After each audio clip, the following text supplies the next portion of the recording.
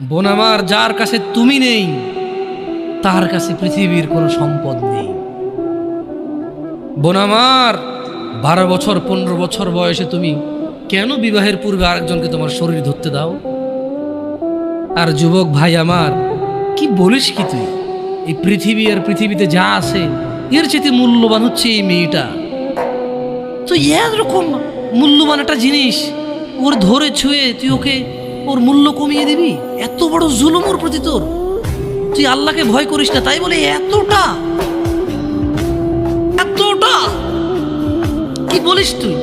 তুই কি কারো গাড়ির গ্লাস ভাঙছিস জীবনে? না। কেন? ওর লস হবে।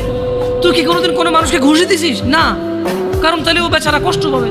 তুই কি জীবনে কারো পেটে ছুরি ঢুকাই দিছিস? না, ও মরে যাবে, তাহলে ওর ফ্যামিলি ক্ষতিগ্রস্ত, লসে পড়ে যাবে।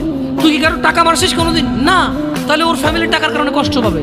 তাহলে তুই এত ছোট ছোট বিষয়গুলো খেয়াল রাখিস যে আরেকজনের লস হবে? তাহলে তুই এই মেয়েটার জীবনটাকে তুই কি করলি? তুই পুরো পৃথিবী আর পৃথিবীতে যা আছে সবকিছু বিক্রি করলে যে সম্পদ হবে, সবকিছু অর্জন করলে যে অর্জন হবে, এর চাইতে মূল্যবান তুই ওকে সতীত্ব থেকে বের করে নিয়ে আসলি।